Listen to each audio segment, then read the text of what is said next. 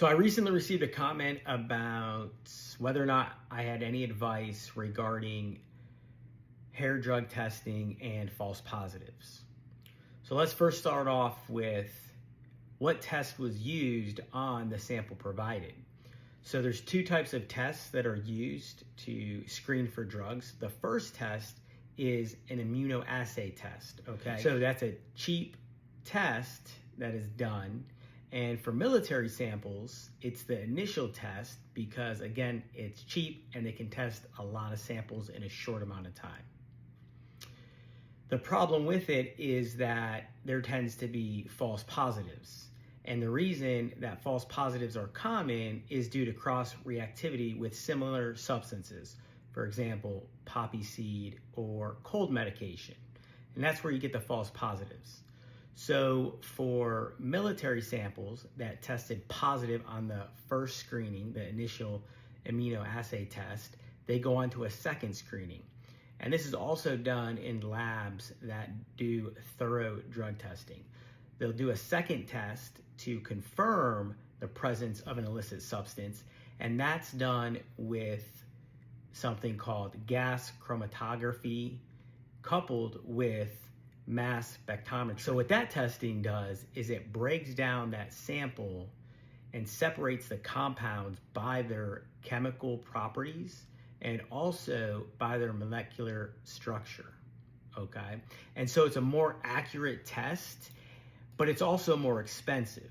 So that's why for military testing, they do the first screening is with immunoassay testing, which is cheap, fast, but there's false positives. So then they do the second test. So the initial question is, what testing was done on the sample? Was it both the immunoassay testing and the gas chromatography coupled with mass spectrometry testing? Or was it just the immunoassay test? Because false positives are common with that initial testing. So when representing service members for a positive urinalysis, it's mainly innocent ingestion, or in other words, unknowingly ingested the substance. So they're exposed to it and didn't know it.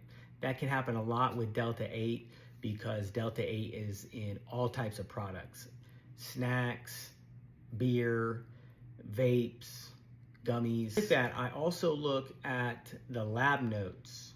Okay, I look at whether any of the technicians who tested the sample indicated there was any spillage or there was any other issues with the sample.